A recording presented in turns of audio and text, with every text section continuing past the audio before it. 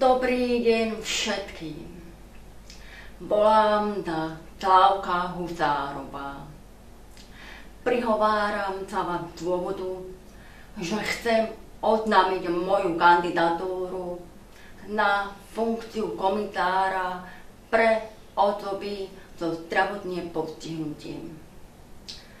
Hlavnou úlohou komisára bude obhajovať práva osôb so zdravotným postihnutím.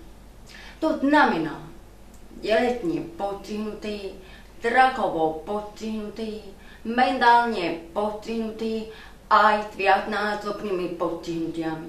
Samozrejme osôb spolu so sluchovým postihnutím. Prečo som sa rozhodla kandidovať na túto funkciu? Pretože chcem obhajovať práva, hlavne základné ľudské práva nás, občanov so zdravotným postihnutím v tejto ťažkej dobe. Vieme, že skoro na každom kroku sa stretávame s našou diskrimináciou. To si vyžaduje, aby sme mali svojho ochrancu. A ja takým ochrancom práv zdravotne postihnutých chcem byť. Táto funkcia bude v novom zákone, ktorý je teraz v právnom procese. V novom zákone sú uvedené podmienky, ktoré kandidát musí spĺňať. Hlavne, že kandidát musí mať príslušné vzdelanie.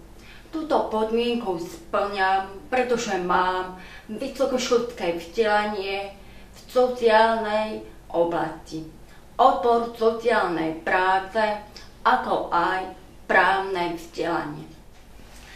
Ďalšou podmienkou je prax v oblasti práce s osobami so zdravotným postihnutím.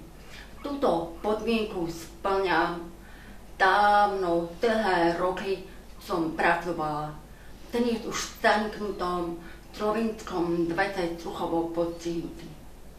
Viem podsluchový jazyk nepočujúci. Pomáham nepočujúcim pri riešení ich problémov. Sama som nedocichavá, preto problematiku poznám veľmi dobre.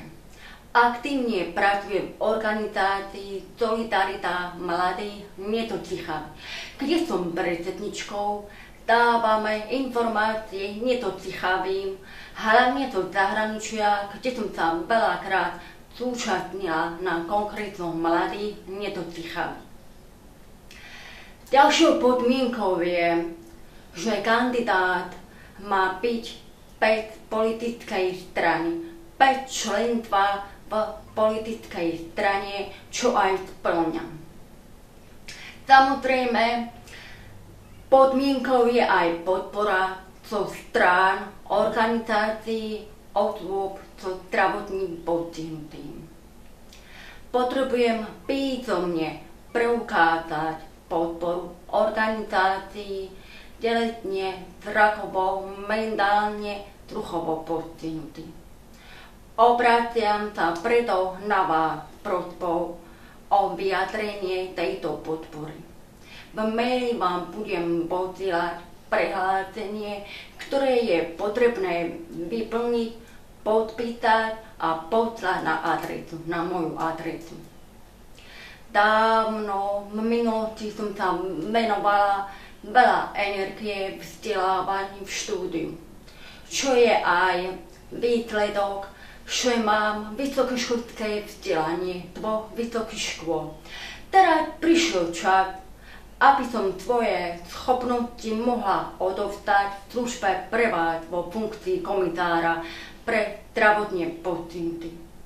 Sľubujem, že v prípade zvolenia do tejto funkcie v Národnej rade Slovenska poslancami budem obhajovať práva všetkých ľudí so zdravotným postihnutím.